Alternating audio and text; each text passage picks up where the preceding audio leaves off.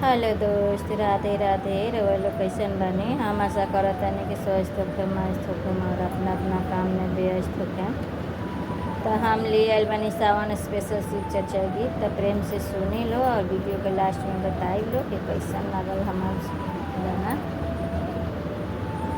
हर हर महादेव, मैया पार्वती की जय। हरेंद्र भैया और नीलम दीदी के चरण में कोटि कोटि प्रणाम। हमार प्रणाम स्वीकार करी। गरद मचौले बसवानामा हो, भोला झोला लेके घूमे। गरद मचौले बसवानामा हो, भोला झोला लेके घूमे। झोला लेके घूमे, भोला झोला लेके घूमे। झोला लेके घूमे, भोला झोला लेके घूमे। गरद मचौले बसवानामा हो, भोला झोला लेके घूमे। गरद मचौले बसवानामा हो, भोला झोला लेके घूमे। घूमत घूमत भोला नगवा आगे गइले। नगवा आगे गइले हो, नगवा आगे गइले। घूमत घूमत भोला नगवा आगे गइले।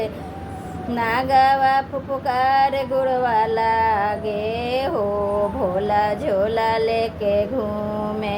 नागवा फुफकार गुड़वा लागे हो, भोला झोला लेके घूमे।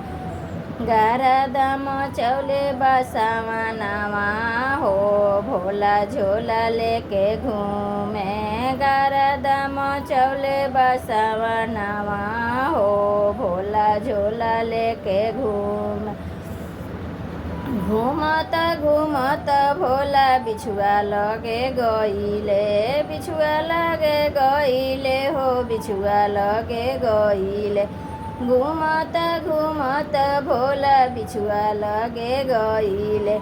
बिछुआ डंक मार गुड़वा लागे हो, भोला झोला लेके घूमे। बिछुआ डंक मार गुड़वा लागे हो, भोला झोला लेके घूमे। गरद मचौले बसवानामा हो, भोला झोला लेके घूमे। गरद मचौले बसवानामा हो, भोला झोला लेके घूमे। घूमत घूमत भोला बसहा लगे गइले। घूमत घूमत भोला बसहा लगे गइले।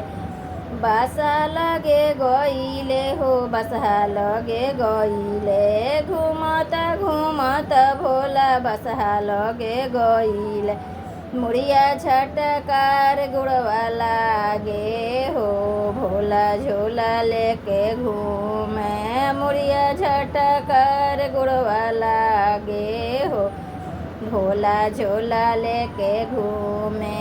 गरद मचौले बसवानामा हो, भोला झोला लेके घूमे। गरद मचौले बसवानामा हो, भोला झोला लेके घूमे। घूमत घूमत भोला देव घर में गइले। घूमत घूमत भोला देव घर में गइले। देव घर में गइले हो, देव घर में गइले। घूमत घूमत भोला देव घर में गइले। भक्ता हर हर बोल जलवा ढारे हो, भोला झोला लेके घूमे। भक्ता हर हर बोल जलवा ढारे हो, भोला झोला लेके घूमे। गरद मचौले बसवानामा हो, भोला झोला लेके घूमे। गरद मचौले बसवानामा हो, भोला झोला लेके घूमे।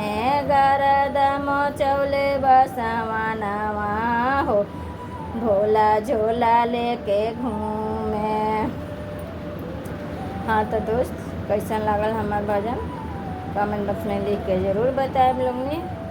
और वीडियो पसंद आई तो लाइक शेयर सब्सक्राइब जरूर करो लोग ने। और ऐसा ही प्यार दुलार और सपोर्ट करत रहा लोग ने कि रहो लोग के नया नया वीडियो ले आवत रहा।